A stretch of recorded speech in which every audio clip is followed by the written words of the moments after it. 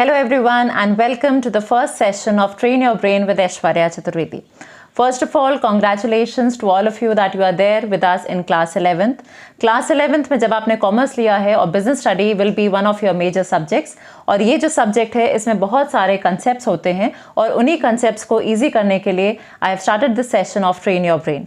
The second reason for starting this session is जो मैंने notice किया कि बहुत बार स्टूडेंट्स जो होते हैं उनकी क्लासेस मिस हो जाती हैं.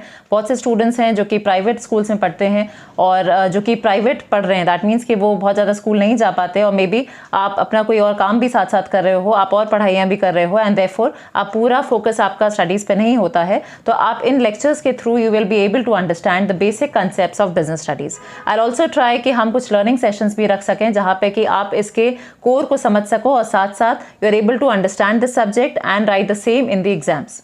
So first thing that we'll talk about is class 11th का subject, business studies का first chapter, fundamentals and evolution of business. तो यहाँ पर हम सबसे पहले बात करते हैं कि business की definition. तो बिजनेस का मतलब है कोई ऐसी एक्टिविटी जिसमें कि आप बिजी हो जाते हैं. इसको और डिटेल में अगर करा जाए तो बिजनेस एक इकोनॉमिक एक्टिविटी है.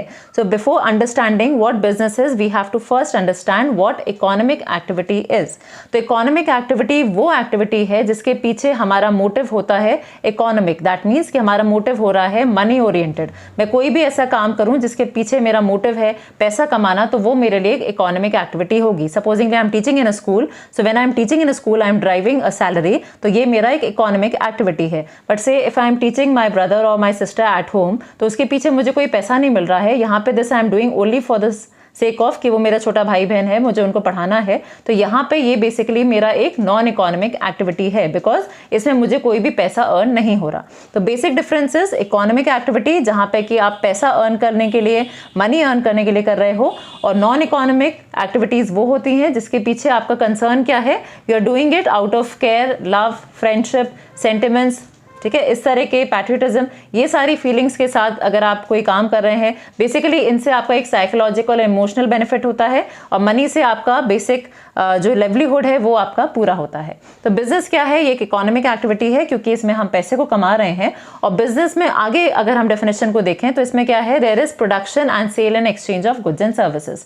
तो जो भी गुड्स और सर्विसेज बनाई जा रही हैं उनको हम प्रोड्यूस करते हैं और उनको हम सेल आउट कर रहे हैं. जो भी गुड्स बने हैं उनको हम फर्दर सेल कर रहे हैं.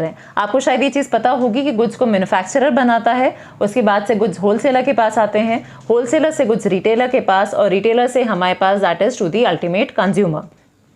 तो अब मैन्युफैक्चरर को कैसे पता चलता है कि कंज्यूमर को क्या चीज़ चाहिए? What he does is the manufacturer finds out कि डिमांड क्या है मार्केट में क्या चीज़ चाहिए. तो कंज्यूमर अपनी नीड्स एंड वांट्स को पोर्ट्रे करता है, बताता है लोगों को, रिटेलर्स को बताता है कि मुझे ये नहीं ये सामान चाहिए, और वो अपनी नीड्स को मैन्युफैक्चरर तक पहुँचाता है. एंड मैन्युफैक्चरर विल डेफिनेटली वो वही सामान बनाता है जो कि कंज्यूमर को चाहिए, क्योंकि consumer is known as the king of the market. आपको ये बात याद रखनी है, consumer is known as the king of the market. King का मतलब है राजा, राजा मतलब जो कि सारी चीजों को डिसाइड करता है. तो अगर मैन्युफैक्चरर से वो सामान बनाएगा जो कि उसको इजी पड़ रहा है तो वहां पे उसे प्रॉफिट नहीं मिलने वाला है. आपको वो सामान बनाना है जो कि अल्टीमेट कंज्यूमर डिमांड कर रहा है. जो कंज्यूमर डिमांड करेगा वो आप बनाओगे तो वो आपको उस चीज का सही पैसा देने के लिए भी तैयार हो जाएगा.